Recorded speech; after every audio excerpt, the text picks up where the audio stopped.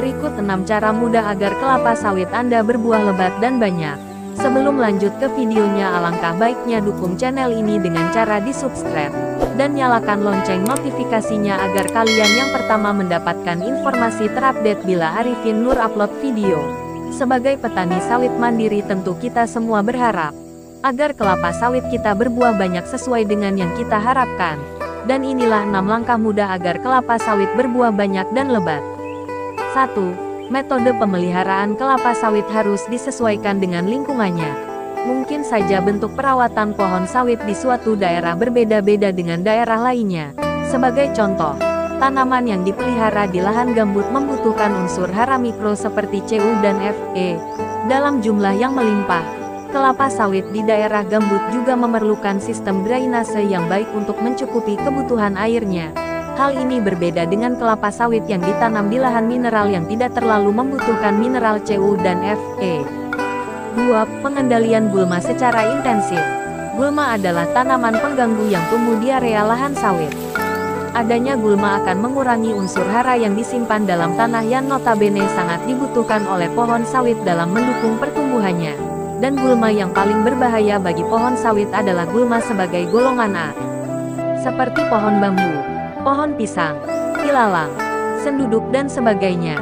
Pengendalian gulma dapat dilakukan baik secara mekanis maupun kimiawi. 3. Pemberantasan hama dan penyakit. Terdapat cukup banyak hama penyakit yang sering ditemukan menyerang tanaman kelapa sawit. Hama dan penyakit tersebut dapat menyerang sekujur pohon kelapa sawit mulai dari akar, batang, pelepah, daun, bunga, hingga ke buah.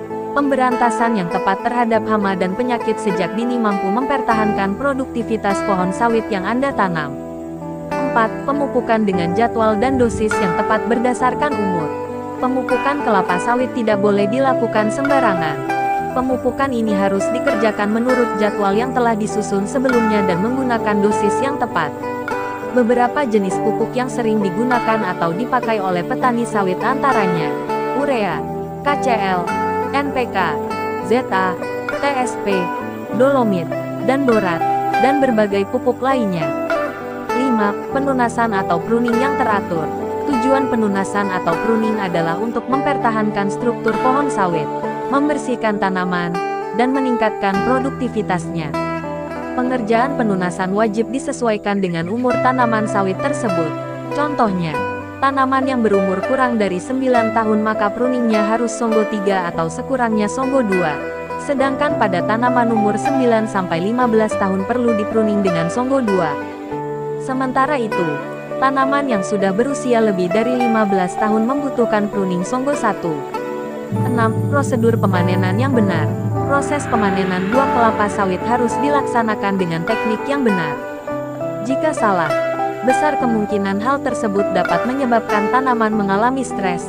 Akibatnya pun dapat ditebak, yaitu pohon sawit enggan mengeluarkan bunga lagi sebagai calon atau bakal buah yang baru.